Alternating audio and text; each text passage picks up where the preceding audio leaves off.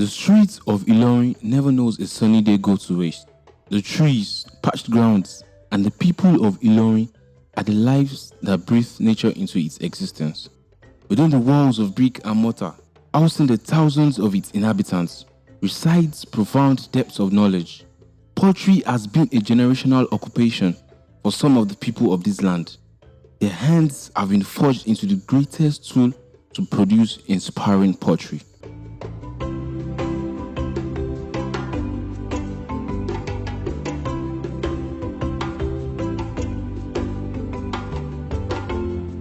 Pottery is an art that can be traced back to the Stone Age, which has found a way to remain an integral part of our lives to this present age. Artists, archaeologists, anthropologists, and a ton of other professionals have delved into the study of this art. Pottery is one of the oldest surviving traditional crafts. In Iwo-Eleru, Ondo State, pottery was discovered to have started as early as 3000 BC, while evidences in Igbo-Laja in Ondo can be dated to the 14th to 15th centuries. Despite farming being the predominant occupation amongst Yoruba, they also ventured into other profiting activities such as metal casting, weaving, dyeing, carving, and pottery.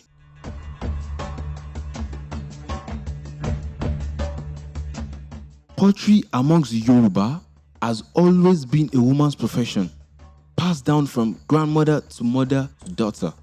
Generations and generations of women learn under their mothers and inherit the profession to continue in the legacy preceding them. Years back, these women wake up at the break of dawn and head to their places in the Ebu, which used to consist of many sheds, to house as many women as the Ebu could contain while they worked their clay. These days, however, the balconies of their homes as well as the expanse of the compound can be used to help them get their work done.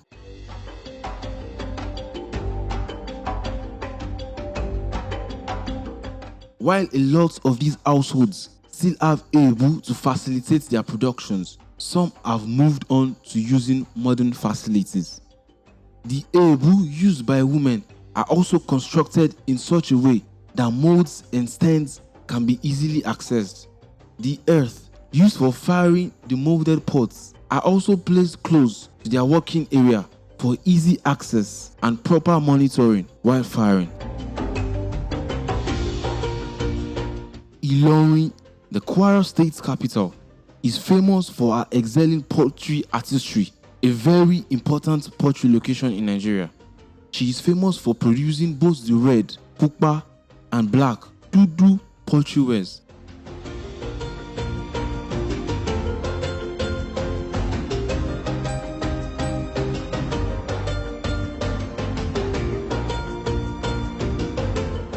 A number of the modern pottery forms that are found in the open markets in Ilorin for sale have been found to be similar in marks to those open bowl pottery relics, Isaasun, of the ancient Oyo Kingdom. It is believed that the women potters from Oyo Kingdom must have migrated and settled in Ilorin after the kingdom collapsed in 1837, which would explain the resemblance in the pottery wares in the different places. Around the environs of Ilorin, there are various pottery centers, all known for their well-finished products. The various styles and forms of pottery they produce includes akbe, open-mouth bowls, isaasun, soup bowls, agbada, fryers, oru, pitcher, kolo, traditional piggy banks, and decorated water coolers. They also make the ikoko aro, large dye pots, and ikoko isa, large fermentation pots, but only on request. The decoration of pottery comes in various forms, with the majority of them being through scratching the surface of the pots. Some other designs can also need cutting into the surface of the pots. Most of the designs on potteries are patterns of vegetation or animals or circles or loops. The patterns are not only drawn on the surface of the pots, but within it, as well as the lid. while the red pottery ware is also produced on a large scale.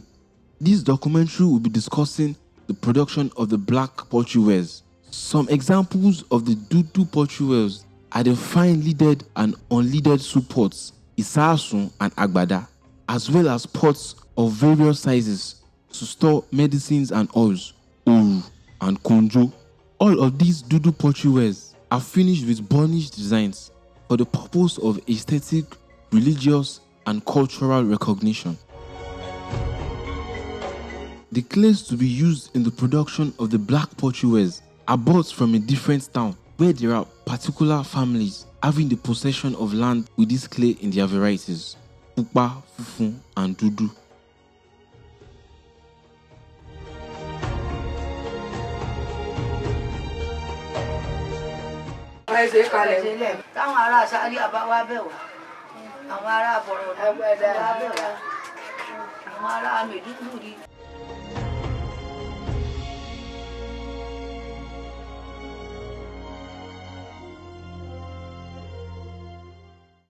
Ẹ káàárọ̀ kó yànjú àṣeyọrí láṣẹ ànídá ẹni tí ń sọ̀rọ̀ yìí ni Alájà Ráńjà Sàká.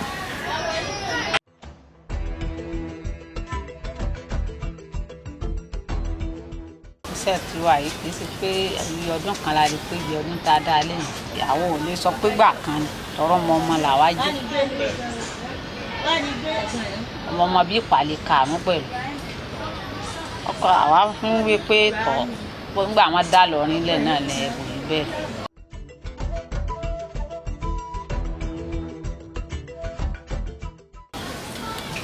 Wọ́n bí mi síbẹ̀ ni mo lọ́mọ ọmọ ni mí wọ́n lóyún mi bẹ́ẹ̀ wọ́n bí mi síbẹ̀ gbogbo wa tá a wà yìí kèsì pé ẹ wá ń bì kan wá kọ.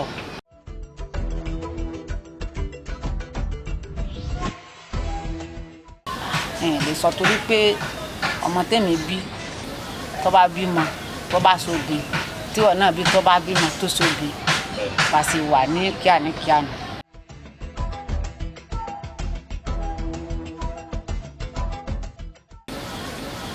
À ń lọ rà ní onídìílé tí ń tà fún wa.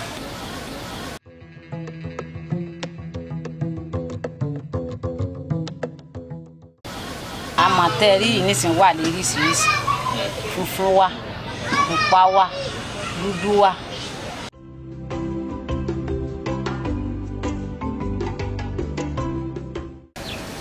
Máa gbà wá ní ọ̀sẹ̀ kan.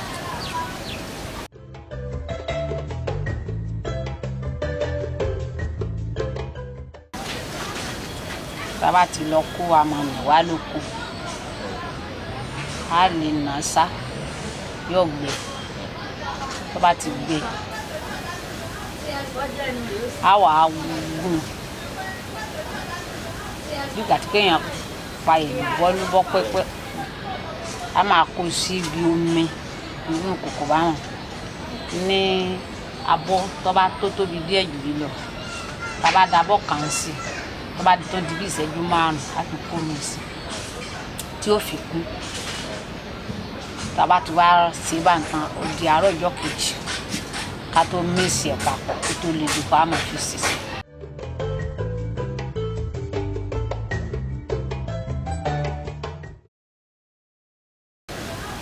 Láéláé àmọ́ ní.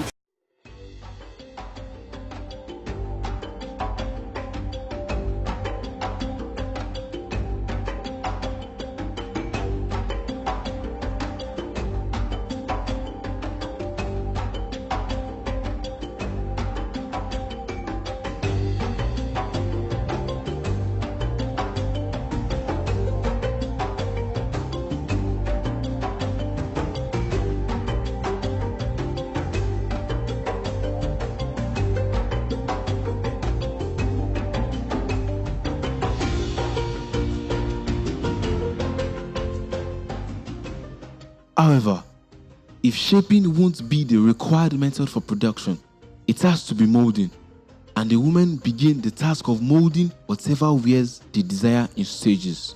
Producing soup pots isasun is quite easier than producing large size pots such as the pitcher oru. The isasu does not require additional application of more clay. The patterns can be drawn on it easily, depending on the speed of each person and the number of them working. As much as 100 isasu can be produced in a day. The soft kneaded clay is pressed into the mold of the isasu and beaten to its appropriate size. Rather than the easy and fast way of producing the isasu, to produce a large pot, such as the oru, requires more time and an arranged schedule of production. The production process involves a systematic method of throwing and partly drying before proceeding with subsequent throwing to achieve the desired dimension of the pot. The initial molding is done with a mold, just like it was done for the isasu, and the consequent molding is done by hand without the use of any mold.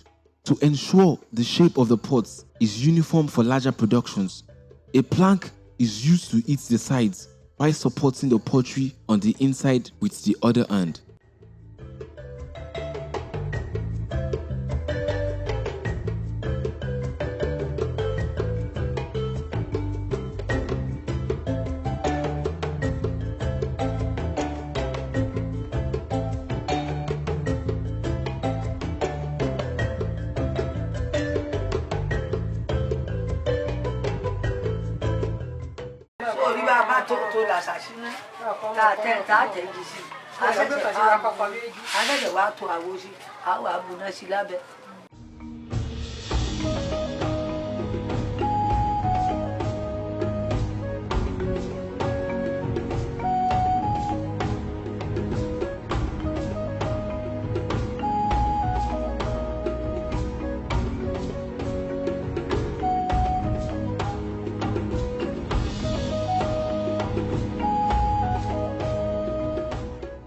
The firing of the molded pottery wares is done in the ebu. Wood fillings are placed on the ground as base for the woods that will be burnt to fire the molded clays. The wood fillings also act as the fuel to start the fire. Woods are placed on the wood fillings before the molded pottery wares are then placed on them. The wares are placed methodically on the woods to ensure they all receive equal amounts of fire. Once every one of the pottery wares have been placed, the wood and the fire started. More wood fillings are placed on top of them, and then they are covered with pans to keep the heat within. Before firing, it wouldn't matter if it is red or black pots, they will look the same. The blackish coloration of the DUDU pots, however, becomes visible when the pots are fired. It is produced through a process of carbonization, and the carbonized layer is sealed in. To give the blackish coloration a lustrous look, a concoction, agbo, is prepared from the pods of locust bean tree, and each fired pot is dipped into it before they are placed back into the ashes of the fire.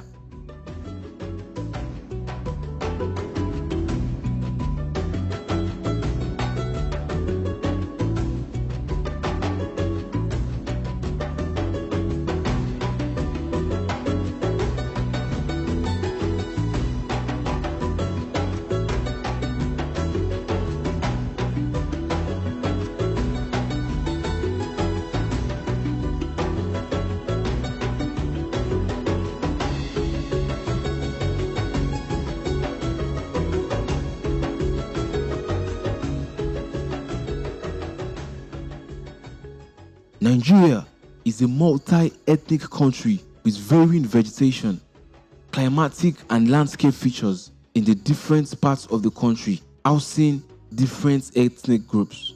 As is everywhere else, the patterns of life Nigerians live is dependent on the environment. In the far northern parts of the country, the climate is suitable for grazing, which makes it the best option for grazing, and as such, is dominated by nomadic Fulanis. These characteristics of the northern life and the daily activities of a Fulani man makes him require domestic utensils that are light and simple, but also shock resistant and would not break easily.